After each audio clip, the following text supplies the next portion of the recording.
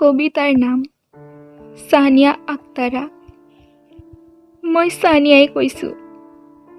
হয়, জীৱন যুঁজত নিয়তিৰ ওচৰত হাৰ মনা সানিয়া মই। জীৱন মৃত্যু যুঁজত পৰাজয় হোৱা সানিয়া মই। দুচকুত হেজাৰ সপোন ঠাই লৈছিলোঁ মই। জীৱন জয় কৰাৰ অযুত হেঁপাহ আছিল মোৰ। সপোনবোৰক বাস্তৱ ৰূপ দিবলৈ কিমান যে সংগ্ৰাম কৰিছিলোঁ মই। কিন্তু হঠাৎ এক ধুমুহাই সকলো শেষ কৰি পেলালে।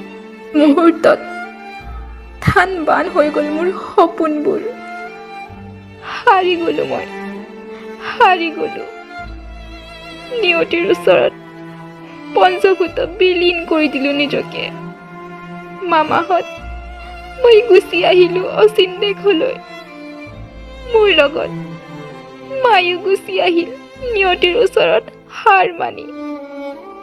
এতিয়া ৰৈ থাকিল মাথো মোৰ দুটি কণমানি ভগ্নী। মামাহঁত মোৰ ভগ্নী দুগৰাকীৰ খবৰ ৰাখিব। মোৰ শুভাকাংক্ষীসকল মোৰ কাৰণে দোৱা কৰিব। মোৰ সপোন এতিয়া আধৰুৱা হৈ ৰ'ল।